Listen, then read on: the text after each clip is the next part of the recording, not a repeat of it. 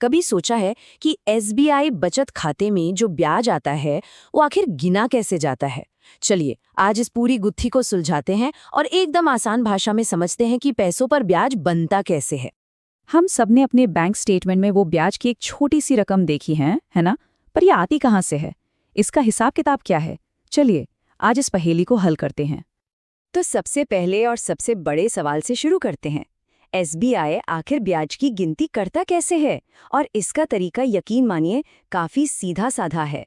SBI एक खास method इस्तेमाल करता है जिसे कहते हैं डेली बैलेंस मेथड।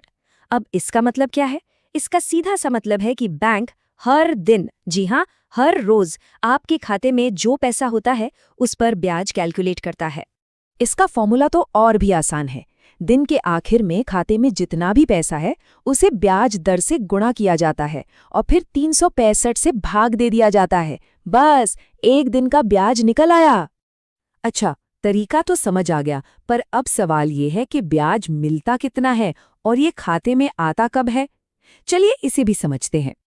देखिए, फिलहाल एसबीआई के बचत खाते पर 2.7% सालाना की दर से ब्याज मिलता है।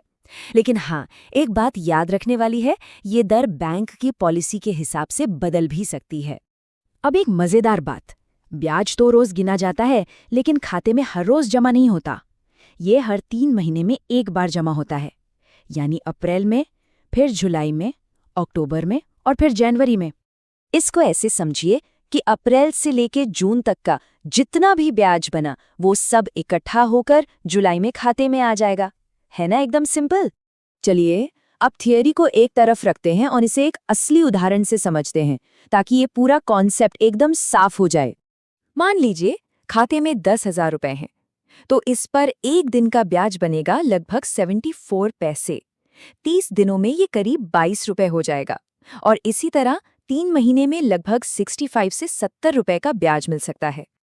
अब एक बहुत जरूरी सवाल, क्या एसबीआई के हर तरह के खाते पर ब्याज मिलता है? तो इसका जवाब है नहीं।